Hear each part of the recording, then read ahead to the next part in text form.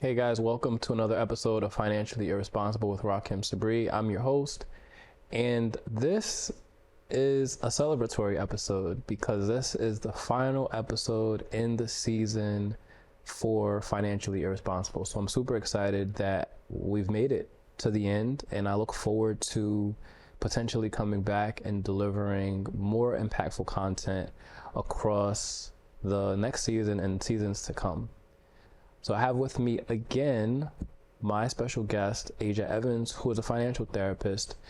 And we spent the last episode kind of talking about her journey through the mental health profession and also the crossover into that space that we talked about, right? Where money and mental health meet and the impact of what that work looks like for her and within the community that ultimately we both serve. And so we want to dig into that a little bit more today, right? So we'll start with this idea of deserving, right? We hear that a lot. We kind of touched on it in the last episode where people are setting these large goals for themselves. They are embracing the idea of the law of attraction. They are embracing the idea of vision boarding and, you know, all of the kind of metaphysical side of money. Yep. And there was an episode in this season where I talked about the importance of affirmations. Yep. Right? But there's still work that needs to be done. Always. and that work very often is the boring, unsexy side of personal finance, right? Where we have to kind of like put pen to pad or whatever your tool of choice is and figuring out what are the inputs, what are the outputs, like how much money are you bringing in, how much money are you spending, are you leveraging credit negatively or responsibly, right? And before we get into kind of like those nuances, let's talk about like this phenomenon, right? Where people are feeling like they deserve, and they do. But in those feelings of, I guess, pseudo empowerment, right? Because it's not really empowerment. Yep. In those feelings of pseudo empowerment, making decisions that are ultimately negatively impacting them financially. Yeah. I couldn't agree more with you. I think if you're a human, you deserve. That's it. Like, period, dot, the end. Like, that's it. But I think what capitalism and marketing and all of the materialism that has happened puts people in a position to say, I deserve, so I'm going to spend it. I really don't have the money for this, but I deserve it, so I'm still going to spend it. I treat yourself, YOLO. All they're saying all the same things. And what I'm really diving into is that what you deserve is not connected to what you can afford. Yeah. Those are two separate things, and they need to be separate.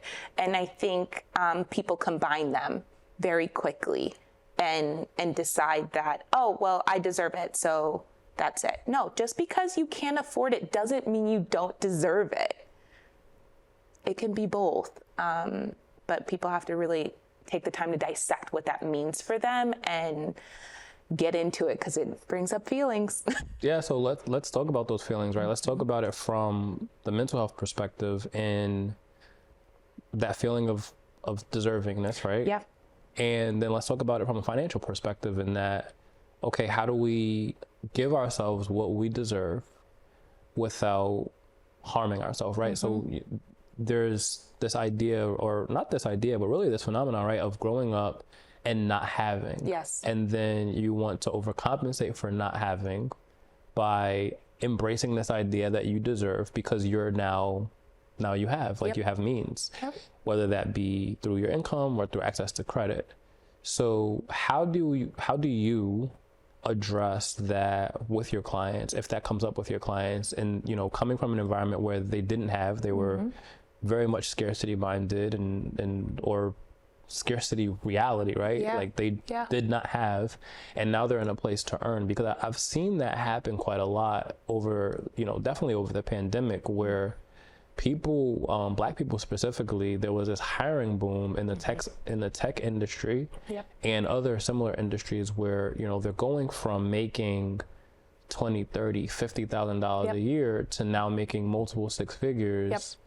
And they're like, I made it, right? I need to get the new car. I need to get the high-rise apartment. I need to right? And I deserve it because I worked hard and I finally arrived here. Yeah. And then that can be compounded by so many other things. But before we get into that, just what are some ways to help people become self-aware, right? Of the fact that, yes, this is what your experience was. This is what your experience looks like today. How do we identify those feelings that ultimately impact feelings of I deserve this? Yeah. So, I mean, it's always why, right? Like, how do we get to the root? It's always going to be why, and drilling down into the why behind that and the why behind that.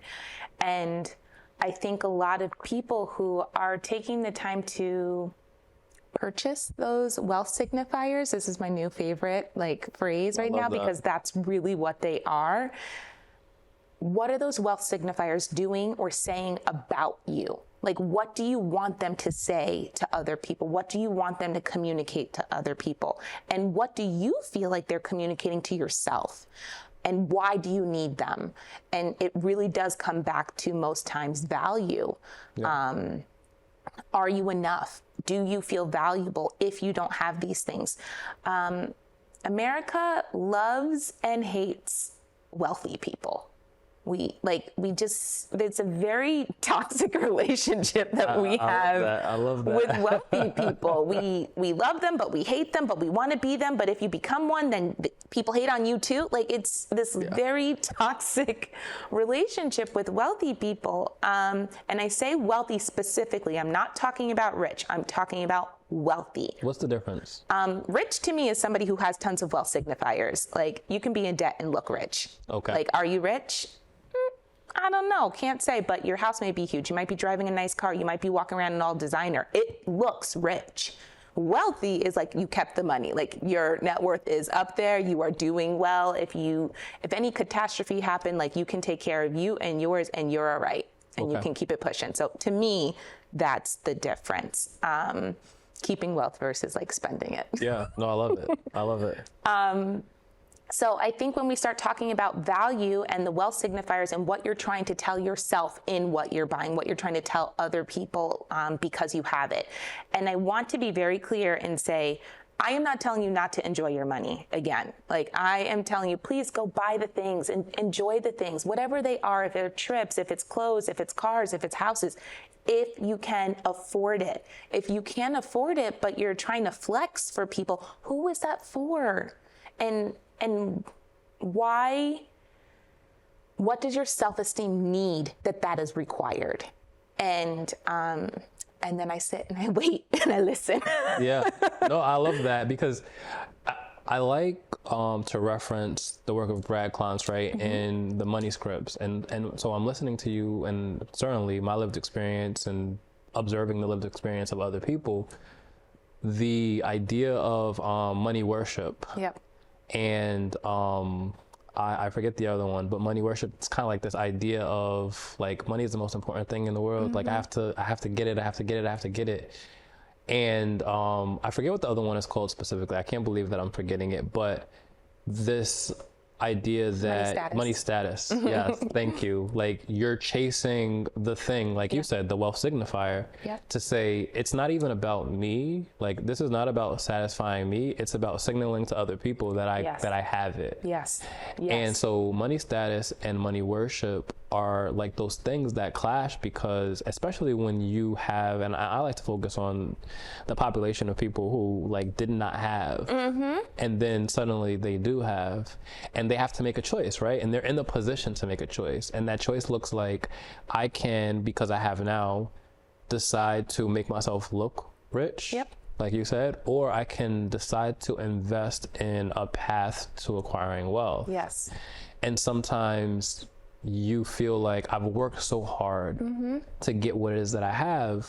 I want somebody else to know about it. Yeah. Or I want to show myself maybe that like I deserve this. Yes. And listen, I do it too. I do it too. Like, just because this is like my job and what I do doesn't mean that I'm immune at all. Like, it happens to me. There are many times when I'm like, well, damn, Asia, you look really nice in those shoes, but like, you look like you made it if X, Y, Z. and it's true, it happens to me, and it's part of my own money story too, and why this felt so important. So it's not shocking to me that my own self-esteem was, tanking when I felt like I couldn't keep up. Yeah.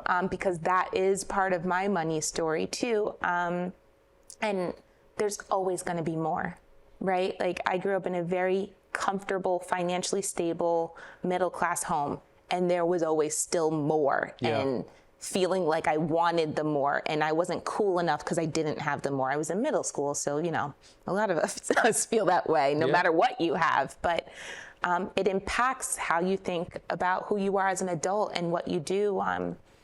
Yeah, and because we brought up the money scripts, I think about the ones that more closely align to my lived reality, and there is money avoidance, yes, which is characterized by scarcity, and it's just kind of this idea of, or this buy into scarcity.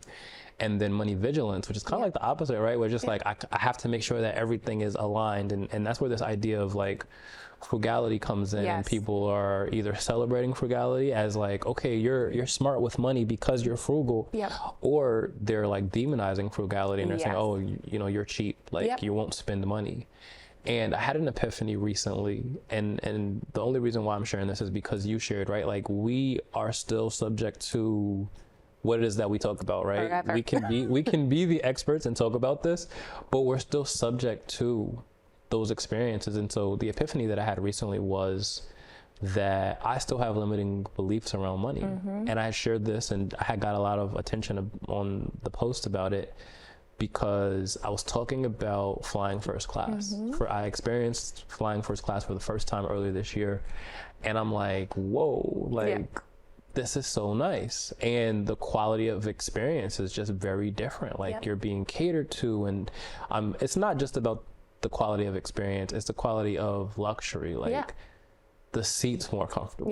Like, literally, the seat's more comfortable, right? And I think, and as I'm unpacking this limiting belief around money by achieving a new level, I'm realizing that for so long in my life, because I didn't have, I told myself that I couldn't have, right? And so I would always opt for the cheaper item. I would always opt for the cheaper experience. And I would view people who would spend like lavishly on experiences, on luxury, on clothes, or whatever, as being wasteful. Because you're kind of like demonizing, like, well, you could get by doing this, but you're doing twice as much. So I'm like, but then I realized, like, in the vein of what we're talking about, this idea of deserving, that if you can afford it, if you are generating enough income and it makes sense for you to experience that comfort, why not, right? Like, don't demonize yourself for being able to experience that. And so I thought for the longest time that I was not somebody who wanted luxury. Like, I wasn't into cars, I wasn't into clothes, but I convinced myself that I was not that person, because for so long I didn't have access to those things. And it's just like, right? It's this amazing epiphany, because so much of my self-esteem and value is tied into having this expertise and this education and, this insight into financial therapy and personal finance, and going out and telling people, not necessarily what they should be doing with their money, but certainly what's possible, right? I go out, I buy a house at 26 years old, like, I'm leasing cars every 3 years, and I'm just like, like, I am on the outside. I had a mentee tell me today, like, you got money, like, told me that I was rich because of the wealth signifiers, right? And I'm like, if only you knew. Like, I woke up this morning and almost had a panic attack, right? Like, and so I think it's important for us to share as we educate, so that we don't alienate our audience from understanding and recognizing that these feelings are all very natural. Like, they're very normal. They're going to occur, and that we can make choices at every turn. Not necessarily based off of those feelings, but understanding what those feelings are, and marrying that to the education around how do you handle these circumstances. And that's my whole book. Speaking of, so you're working on a book. Yes. And I'm super excited about reading it, just because I'm super excited about all the work that you do, but I think that it is definitely a service to the community, right? Because so much, for so long anyway, personal finance has looked one way. Yep. And you're only allowed to talk about this particular topic. Yep. And you're not able to kind of integrate feelings. And if you do integrate the mental health side of it, it's very academic. Yep. And so, my book is not. academia turns people off, right? Because it's just like, oh, this is too dense. Yep. Yep. So talk about, first of all, why a book? I mean, we know behind the scenes, like I encourage everybody to write a book. Like I think everybody should, but talk about why a book. Like, what is the book going to do for you? What is the book called? And then just kind of share a little bit about your process. I don't want you to give away everything, but share your process in terms of like your thinking and ultimately the impact that you want to have with this book. So my book is called But I Only Got Water, and it is a play on the experience of going to a group dinner and wondering how everybody else is going to pay for their lobsters and filet mignon and you only got water. So, and it's born out of my own experience, right? Like I was at group dinners, like underneath the table, checking my like Chase account on my BlackBerry, like trying to figure out and make sure there was enough money. And what my book is speaking to is the emotional experience. Now, there are some dense parts because you do have to kind of give the scaffolding to, how we think and feel about money in terms of like human behavior and psychology. But the rest of the book is about what it's like for me as a Black woman. Majority of my clients are Black women. They're exactly who we're talking about. People who work in tech, who are making a lot of money, potentially making more money than their parents, who maybe first generation American, are just in these positions where they don't always feel comfortable with their money and why.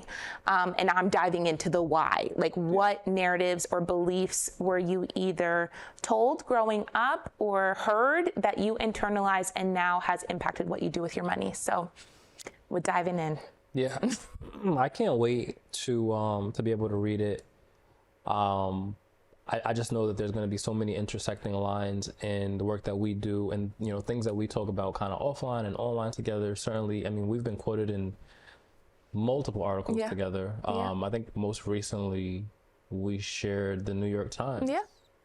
So that was exciting. And there's something that you said, though, that I want to kind of hone in on, because I think that that's an important variable to share. And you talk about making more money than your parents.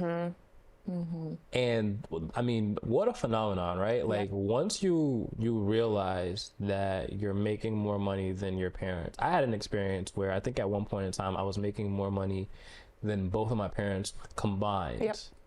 And I'm like, okay, what do I do with this, right? My parents at this particular age had 3 children and were making less than what I'm making right now. And I'm having a hard time figuring out how to make it on the income that I have now.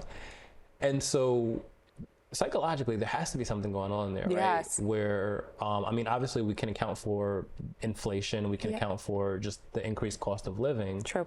Looks different. But also, like, for a first generation, either corporate employee or entrepreneur or whatever the area is, making more money than your parents, like, how do we justify, the feelings that we have around either superiority, which is certainly possible, or like complete chaos? Like, I'm not doing this adulting thing right because I don't have it together, and we think we thought that they did because they had to.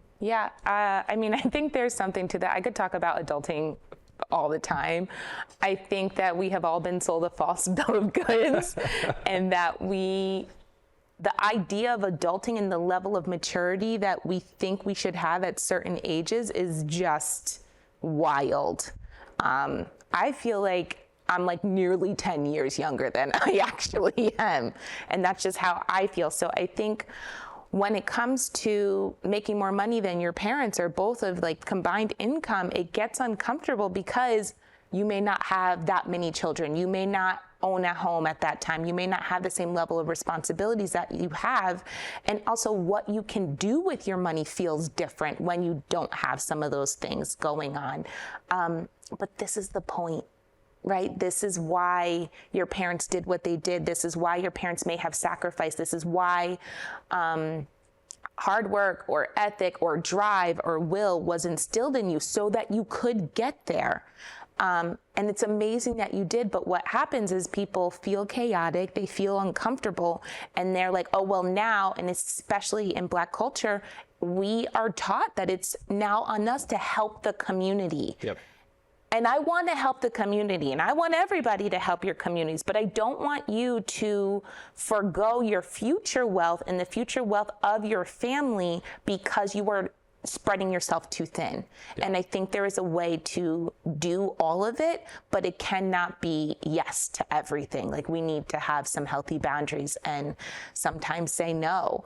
And that's hard and it's uncomfortable. And listen, I have had to deal with it too. Like, I remember when I was making a certain amount of money, my mom's like, here's the bill. No reason. She could afford the bill, totally fine. Everything's good. She was just like, oh, you made it here. And it was culturally expected. I wasn't shocked. I wasn't weird. But when I told some of my white counterparts, they're like, what? They're like, my parents are still paying my bill. I'm like, good for you. Yeah. Good for you.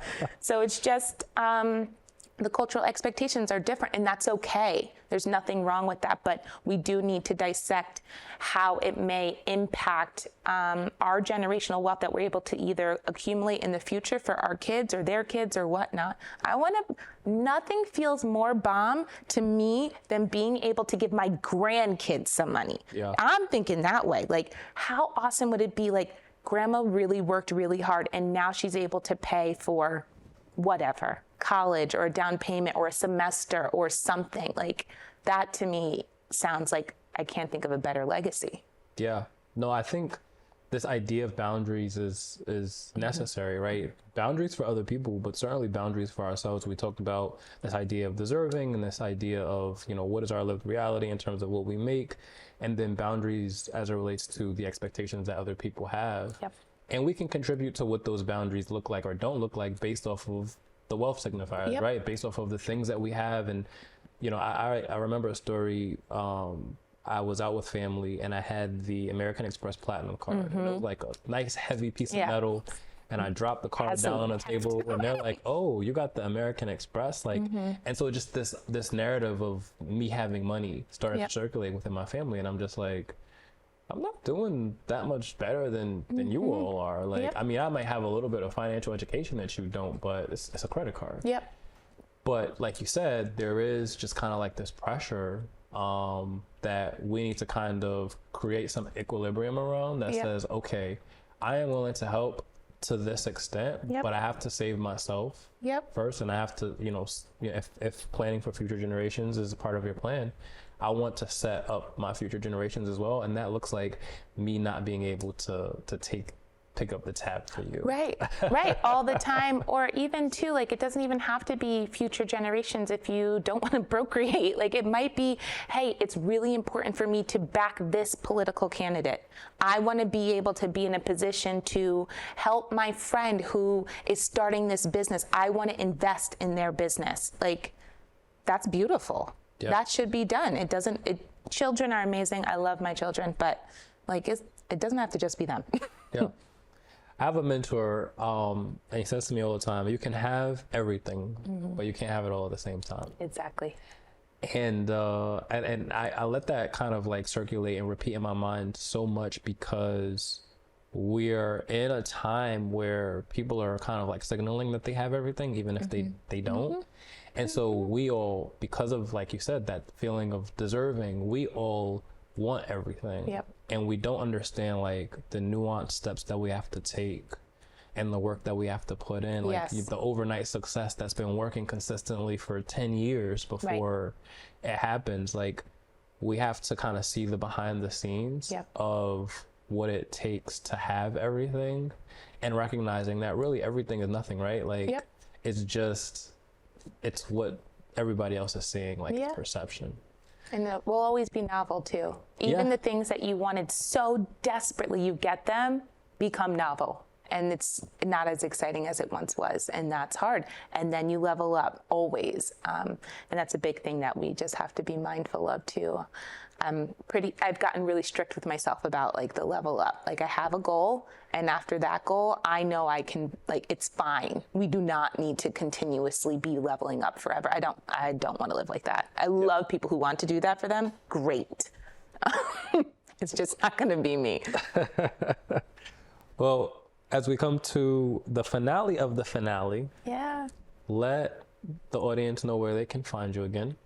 And I'll let the audience know where they can find me in the interim while we wait for maybe season 2. Yeah. Well, first, I want to thank you for having me. This has been so lovely. I love having our conversations and going deep, and I always feel like there's always more. Always more. So people can find me at asiaevanscounseling.com, or you can find me on Instagram or TikTok at AsiaETherapy. And you can find me at RakimSabri.com and all social media at RakimSabri. And it's been my absolute honor and pleasure to bring these shows to you week after week. And it's been a successful season 1, and I look forward to coming back and giving you guys more. Until next time, I hope you go back and you look at all of the episodes that were produced and published. And we'll see you soon. This has been the last episode of season 1 of Financially Irresponsible with Rakim Sabri.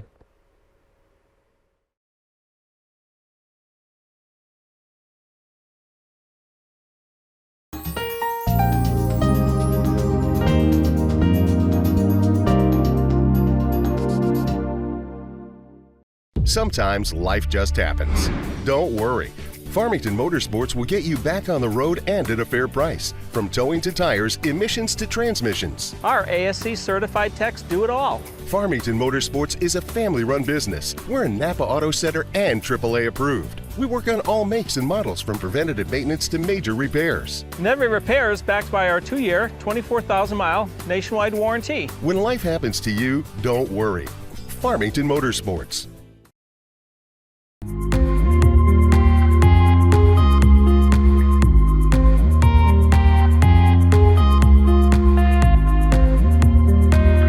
I'm your host, Kurt Barwis. Today, I have a very special guest, Dr. Andrew Lin. Hello, and welcome to another episode of the Veterans Corner. My name's Chuck Wooden. Decision for ourselves for this week, if we want to be made well. Hi, welcome to the crack of dawn. It's Dawn Lombardi. I'm starting the painting. It's going to be the clips with some water. Love it. He took me on the sets of Lost in Space, Batman. Everybody has a story. What's yours? Until next time.